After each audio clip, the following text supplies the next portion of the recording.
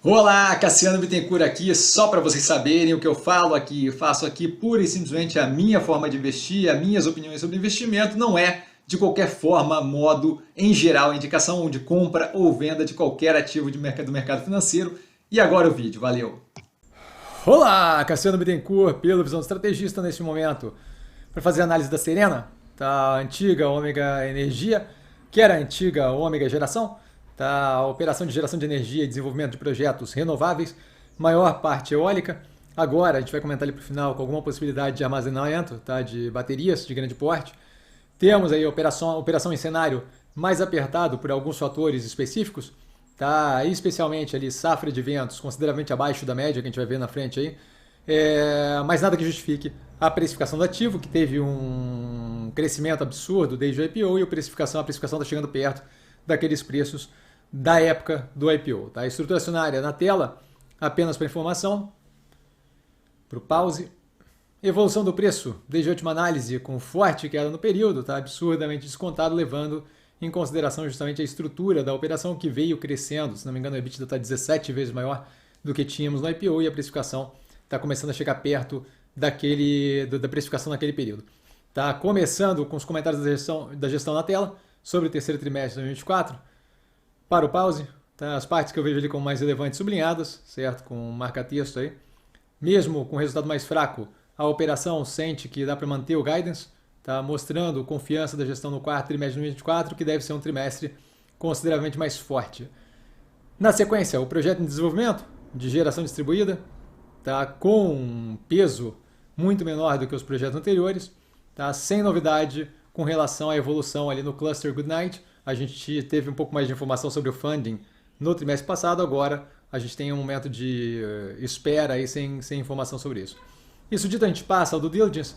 A gente começa com a produção de energia, que foi afetada por alguns fatores. Na tela, a ponte mostrando cada um deles. Tá? Os recursos abaixo da média e o curtailment como principais. Tá? Eu já explico o que é o curtailment. A gente vê os recursos consideravelmente abaixo da média histórica. Mais detalhes aí na lateral, certo? A gente vê ali que 2024 foi um ano consideravelmente mais fraco do que a média histórica, chegando ali a 10% de queda versus a média em algumas áreas. E aí, passando ao curtailment, a gente tem basicamente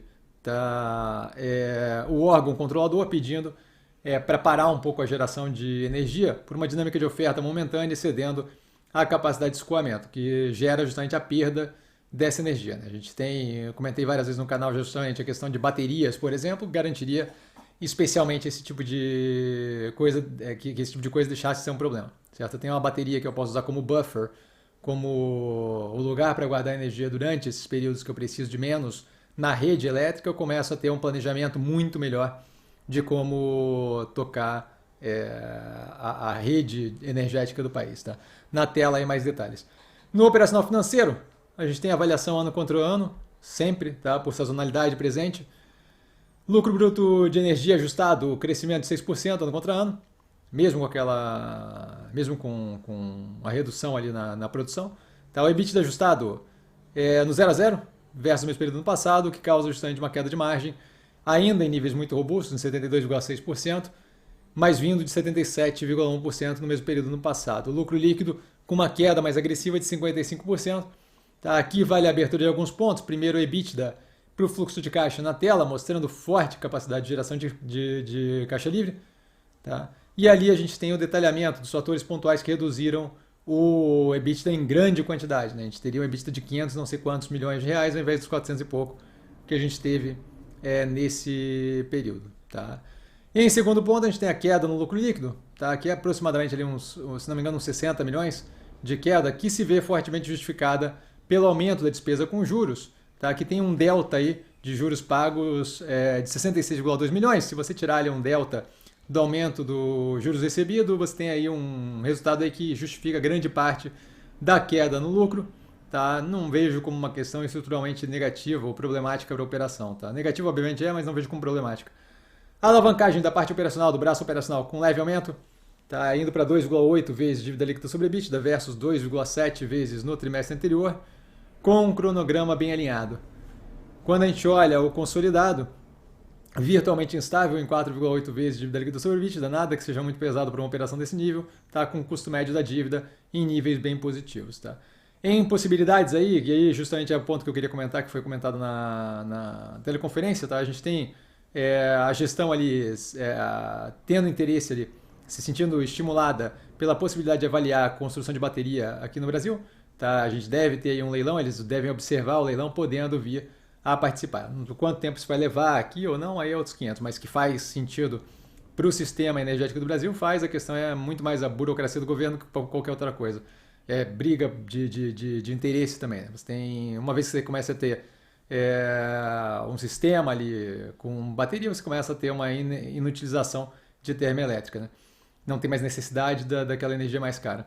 Tá? A gente fala ali de baterias de grande porte com capacidade de segurar aí 3 GB, 4 gigawatts de energia. Tá? A minha posição está aqui do lado, tá? Foi convertida lá da primeira, se não me engano, o primeiro ticker aqui era OMGE3, acho que era, mas agora eu já não lembro mais. OMGE3, aí mudou para Mega3 e agora SRNA3. Tá? A operação estruturalmente muito forte, vivendo um momento pontualmente pressionado.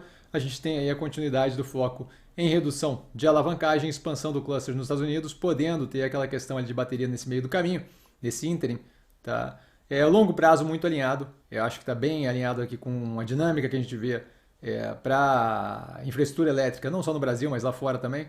Tá? E com uma demanda agressiva, especialmente lá fora, por inteligência artificial e por aí segue.